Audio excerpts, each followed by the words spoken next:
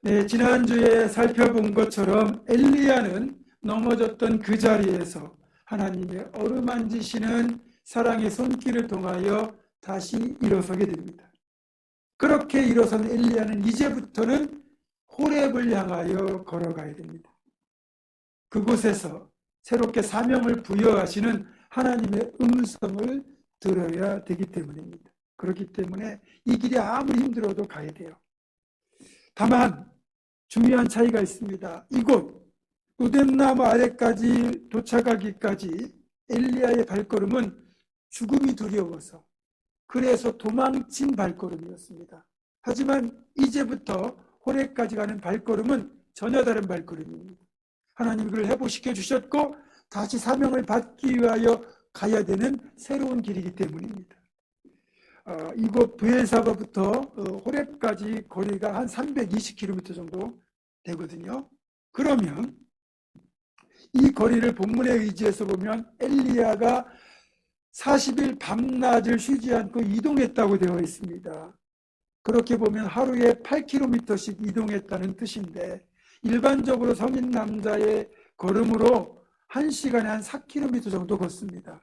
그러면 하루에 10시간을 걷는다 그러면 하루에 40km, 그러면 8일이면 도착할 수 있는 거리를 무려 40일이나 걸렸다는 얘기잖아요. 이 얘기는 뭐냐면 엘리야가 통과한 이 지역이 그만큼 걷기가 힘든 지역이었다는 거예요. 사막과 강야가 계속 중첩되고요. 정말 발걸음 옮기 힘들 정도로 메말고 거친 길이 놓여 있었다는 거거든요. 그런데 이런 길을 엘리야가 아무것도 먹지 않고 잠도 자지 않고 40일 동안 이동했다는 거 아니겠습니까? 그만큼 이 브엘세바 광야에서 하나님이 그에게 2번 먹이셨던 음식물의 힘이 대단했던 거죠. 그렇게 2번의 식사가 엘리야가 먹었던 음식물의 전부였지만 하나님이 특별히 주신 그 힘을 통하여 엘리야는 호렙까지 320km를 40일 동안 이동하게 됩니다. 그렇게 엘리야가 최종적으로 도착한 이 호렙은 사실 성지 중의 성지라고 할 수 있습니다. 매우 거룩한 땅이거든요. 이곳에서 모세가 하나님을 처음 만났습니다. 그리고 출애굽한 뒤에 모세가 이스라엘 백성들을 이끌고 호렙에 머물면서 하나님을 만나 십계명을 포함한 계명을 받았던 곳입니다. 그리고 하나님과 언약을 갱신했던 곳이에요. 그렇기 때문에 성지 중의 성지죠. 이 호렙은요, 이제 내년에 성지순례를 가면 여러분들이 직접 목격하시겠지만 붉은 화강암으로 이루어진 산악지대입니다. 그러니까 보이는 모든 것이 붉어요. 그리고 이 호렙 자체가 건조한 곳이라는 뜻입니다. 그러니까 그만큼 비가 내리지 않는 메마른 땅이에요. 그런데 어쩌다가 내리는 그 비, 그 수분을 의지해 가지고 풀들이 자라고 이 풀을 뜯어먹겠다고 양들이 이곳으로 이동을 하거든요. 40세까지 이집트의 왕자였던 모세가 살인사건에 휘말려 결국 이집트에 도망쳐서 이 호렙과 가까운 미디안 광야로 도망하거든요. 그리고 여기에서 이드로의 딸 시프라를 만나 가정을 이루게 되고 그리고 40년 동안 이곳에서 양을 치는 목자로 살아가게 됩니다. 이집트에서요, 이 목축업, 목자는요 굉장히 비천한 직업이에요. 마치 우리나라 백정 같은 그런 취급을 받는 직업인데 이집트의 왕자였던 모세가 졸지에 가장 비천한 직분인 목자가 되었다는 건 그만큼 신분이 추락했다는 뜻이겠죠. 그런데 역설적이게도 모세는 이집트의 왕궁에서가 아니라 이렇게 험하고 황량한 광야에서 그리고 고귀한 왕자의 신분이 아닐 때 비천한 목자일 때 하나님을 만났다는 겁니다. 그러니까 우리 하나님은 높은 곳으로 찾아오시는 분이 아니라 낮은 곳으로 찾아오시는 분이에요. 우리가 넘어진 그 자리, 그 낮은 곳에서 우리가 겸손하게 섬기며 살아갈 때 그런 우리를 하나님은 찾아주시고 만나주신다는 거죠. 모세가 그렇게 비천한 목자로 살아간 지 40년 됐을 때 모세의 나이가 80세 되었을 때 모세는 양을 이끌고 풀을 찾아 이동하다가 호렙 쪽으로 가게 됩니다. 그리고 호렙에서 모세는 떨기나무에 불이 붙은 것을 보게 되는데 신기하게도 떨기나무에 불이 붙었음에도 불구하고 나무가 타지 않고 또 불도 꺼지지 않는 겁니다. 이런 신비한 현상을 목격하고는 그 광경을 가까이서 보겠다고 발걸음을 옮기던 중 거기에서 모세를 부르시는 하나님의 음성을 듣게 되죠. 그리고 그 자리에서 이스라엘 백성들을 구원할 하나님의 계획과 그리고 모세를 그들의 지도자로 세우시는 사명을 받게 됩니다. 처음에는 양떼를 이끄는 목자로서 호렙에서 하나님을 만났는데 이제는 이스라엘 백성들을 이끄는 지도자가 되어 십계명을 받기 위하여 다시 호렙에서 하나님을 만나게 되죠. 지금 엘리야는 그렇게 모세가 하나님을 만났던 거룩한 땅 호렙을 향하여 40일을 쉬지 않고 걷고 또 걷고 쉬지 않고 걸어서 드디어 도착을 합니다. 호렙에 도착한 뒤 그곳에 있는 동굴에 가서 잠시 쉬던 중 드디어 하나님께서 엘리야를 부르시고 이렇게 말씀하십니다. 엘리야야, 네가 어찌하여 여기 있느냐? 그런 하나님의 음성을 듣고 엘리야는 그동안 마음속에 담아두었던 말들을 여과 없이 쏟아냅니다. 내가 만군의 하나님 여호와께 열심히 유별하오니 이는 이스라엘 자손이 주의 언약을 버리고 주의 자단을 헐며 칼로 주의 선지자들을 죽였음이오며 오직 나만 남았거늘 그들이 내 생명을 찾아 빼앗으려 하나이다. 하나님 앞에 억울하고 분한 심정을 그대로 토하고 있죠. 이런 엘리야의 말을 들으신 하나님께서 엘리야에게 너는 나가서 여호와 앞에서 산에 서라 라고 말씀하십니다. 그리고 엘리야에게 하나님의 임재를 드디어 드러내기로 결정을 하신 거죠. 그래서 엘리야는 드디어 거룩하신 하나님의 임재를 눈으로 직접 목격할 수 있을 거라고 기대를 했습니다. 자, 이런 상황이라면 엘리야뿐만 아니라 그 누구라도 초자연적인 현상 속에서 하나님이 임재할 것을 기대하게 되겠죠. 실제로 모세의 경우에도 말씀드린 것처럼 꺼지지 않는 떨기나무 불꽃 가운데서 그런 초자연적인 현상 앞에서 하나님을 만났잖아요. 성경에 보면 많은 사람들이 그런 초자연적인 현상 속에서 하나님을 경험합니다. 당연히 엘리야도 그렇게 하나님을 만날 것이라고 기대했을 거예요.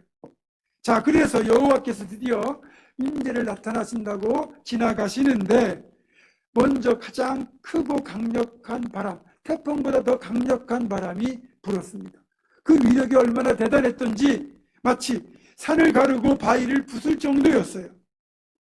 그런데 그 태풍보다 강력한 바람 속에도 하나님이 계시지 않은 거예요.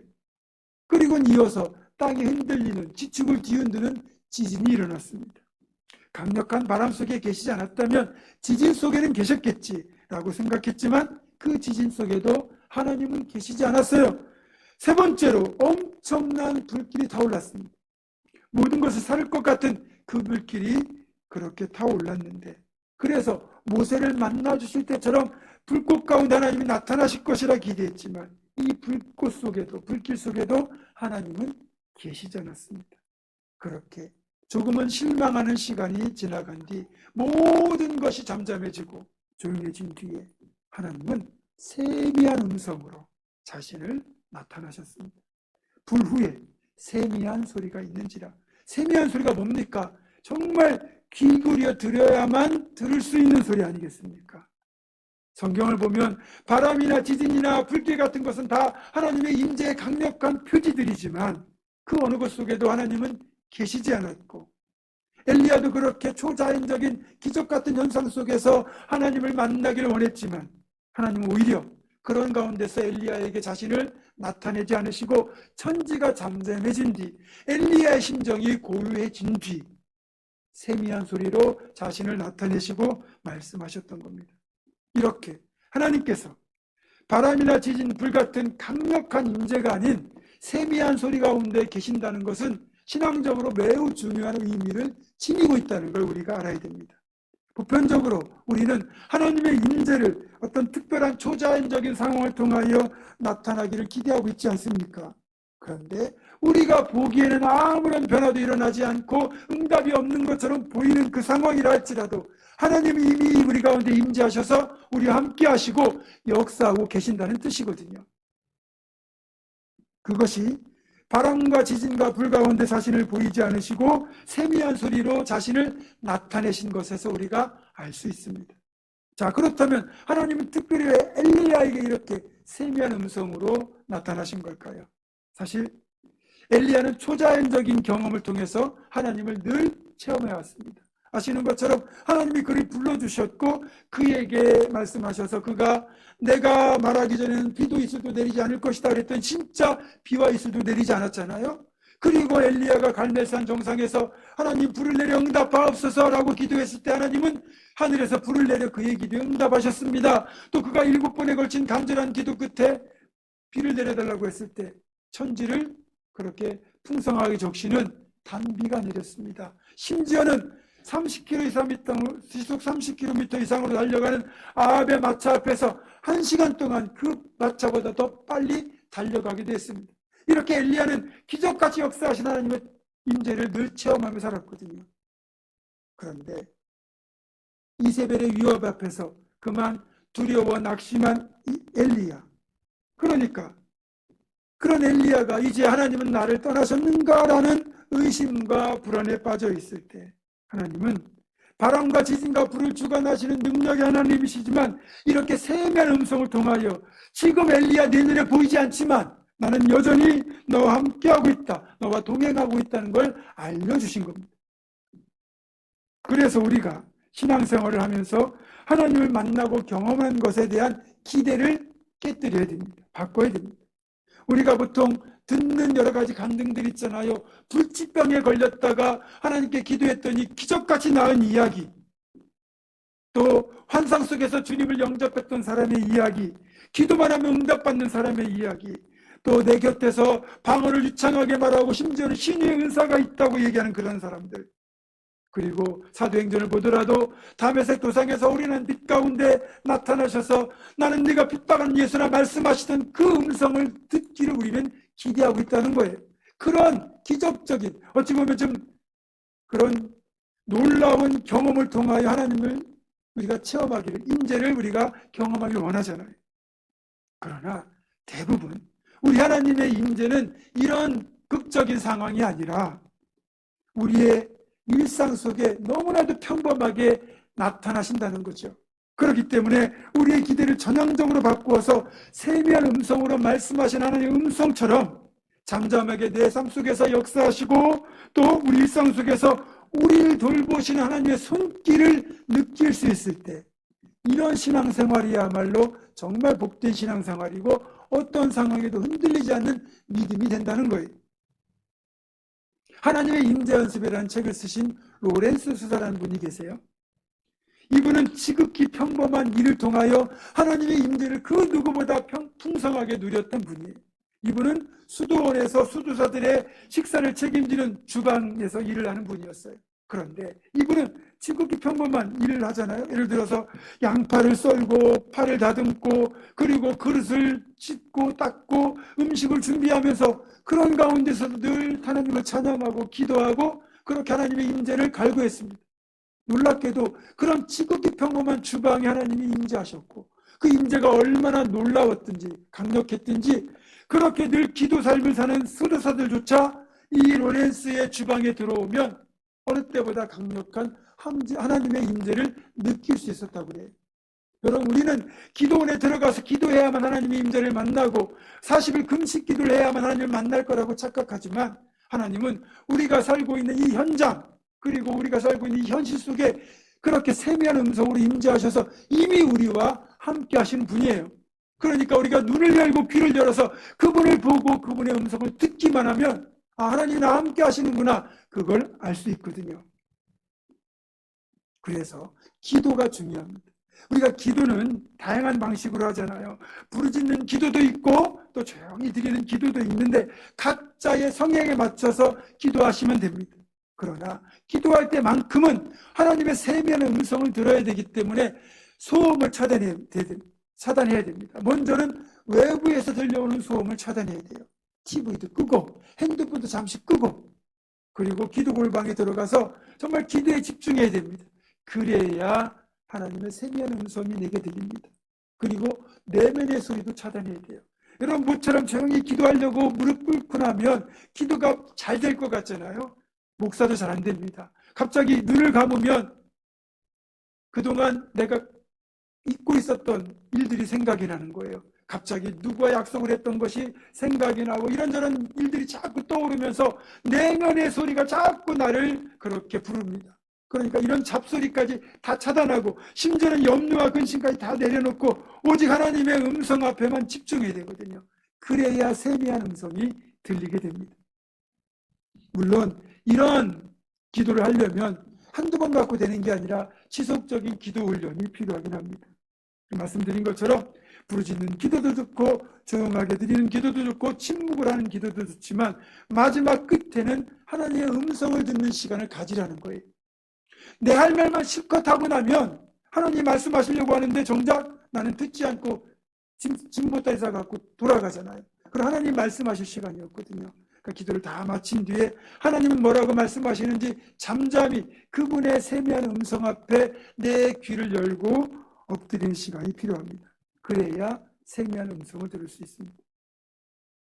그러면 호렙에서 엘리야를 만나서 하나님이 들려주신 음성이 무엇이었습니까? 먼저 이런 말씀을 하셨거든요. 엘리야야, 너 혼자만 남았다고 생각하느냐? 내가 이스라엘 중에 바알에게 무릎 꿇지 아니한 7,000명을 남겨두었느니라. 엘리야는 그동안 이스라엘 땅에 하나님을 믿는 사람들은 다 사라지고 오직 자기만 남았다고 생각했습니다. 그래 더 외롭고 고독했어요. 그런데 하나님은 엘리야를 위하여 그렇게 바알에게 무릎 꿇지 않은 하나님의 사람들 7,000명을 남겨두셨다는 거죠.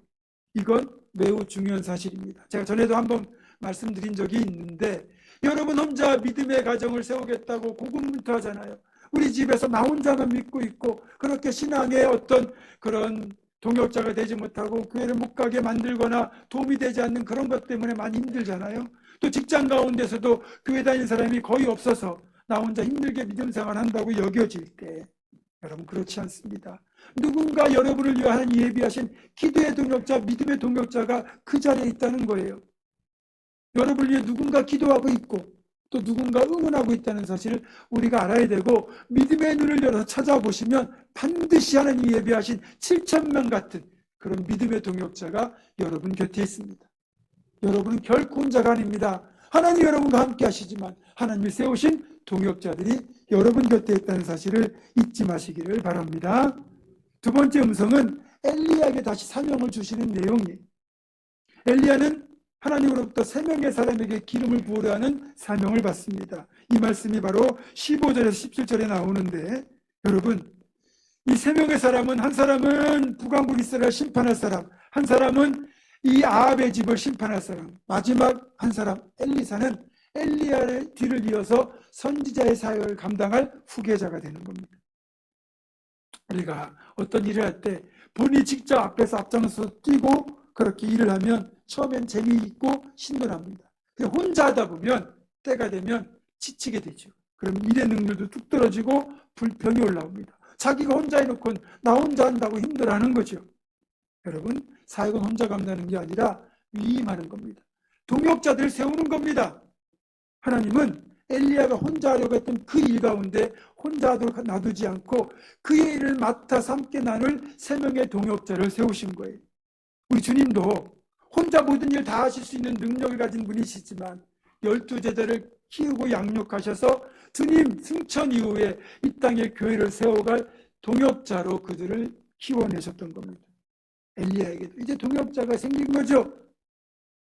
아사엘, 에후, 엘리사. 여러분 이 세 사람과 함께 엘리야는 낙심했던 자신을 추스르고 다시 일어나 새롭게 사명의 길을 갈 수 있던 겁니다. 여러분 우리가 어떤 일을 맡게 될 때 혼자 하려고 끙끙대지 마십시오. 그리고 힘들다고 비용하지 마십시오. 누군가 여러분의 일을 도울 사람을 찾아서 기꺼이 그분에게 부탁하시면 그분도 기쁨으로 도와줄 겁니다. 말씀을 정리합니다. 엘리야는 호렙을 가서 하나님의 음성을 듣고 사명을 다시 새롭게 했는데 오늘날 우리도 가야 될 호렙이 있다는 거죠. 그 호렙이 어디일까요? 오늘날은 예배당이 바로 우리가 가야 될 호렙입니다. 왜냐? 엘리야가 이곳에서 하나님의 음성을 들었고 하나님을 만났고 사명을 새롭게 했잖아요. 우리가 하나님을 만나고 음성을 들을 수 있는 곳이 어디입니까? 예배당이잖아요. 예배하는 이 자리잖아요. 그리고 우리가 이곳에서 기도하는 가운데 또 사역하는 가운데 우리를 새롭게 사명의 자리로 부르시는 하나님의 사명을 우리가 듣게 되는 거죠. 그래서 우리가 예배당을 즐겨 찾기 할 때 우리가 복을 받을 수 있는 겁니다. 그래서 엘리야가 다시 부르심 앞에 서기 위하여 호렙으로 발걸음 옮겼던 것처럼 우리가 예배당으로 발걸음 옮기는 이유도 하나님의 부르심 앞에 다시 서기 위함입니다. 그래서 우리가 이렇게 호렙 예배당을 찾아 발걸음 옮길 때 세미한 음성으로 나를 찾아주시고 말씀하시는 하나님 음성을 듣게 되고 그리고 사명을 새롭게 하는 축복을 누리게 됩니다. 혹시 엘리야처럼 사명의 길에서 지치고 힘들어 낙심하고 사명을 포기한 분들이 이곳에 계시진 않습니까? 우리는 포기할지라도 하나님은 결코 포기하지 않으십니다. 우리가 실패하고 낙심하여 넘어질지라도 하나님은 그런 우리를 외면하지 않고 찾아오셔서 우리를 어루만지시고 회복시켜 다시 호렙으로 부르시고 사명을 새롭게 하시는 분이십니다. 다시 말해서 우리가 겪는 모든 시련을 통하여 그곳으로 우리를 끝내는 게 아니라 더 큰 사명의 자리로 우리를 들어 쓰시는 분이시라는 거죠. 그리고 부탁합니다. 여러분 곁에 보이지 않는 믿음의 동역자가 있음을 기억하시기 바랍니다. 여러분은 혼자가 아닙니다. 여러분 곁에 함께 일할 동역자들을 세워주셨음을 기억하시고 이들과 더불어 하나님 나라를 세워가는 우리 모두가 되기를 소망합니다. 마지막으로 기적 속에서 하나님을 찾지 마십시오. 지극히 평범한 일상 속에서 하나님을 찾으시기 바랍니다. 그래서 평범한 일상 가운데 세미한 소리로 말씀하시는 여러분을 향한 하나님의 음성을 들으시고 그 부르심 앞에 다시 서서 새롭게 사명을 되찾고 힘있게 사명자의 길을 걸어가는 우리 모두가 될 수 있기를 주님의 이름으로 축원합니다. 기도하겠습니다. 고마우신 아버지 하나님, 넘어진 자리에서 우리를 어루만져 일으키시는 하나님의 손 꼭 붙들고 다시 호렙으로 가서 새롭게 우리에게 사명을 맡기시는 하나님의 부르심 앞에 다시 서는 우리 모두가 되게 하여 주시옵소서. 우리 주 예수 그리스도의 이름으로 기도드립니다. 아멘.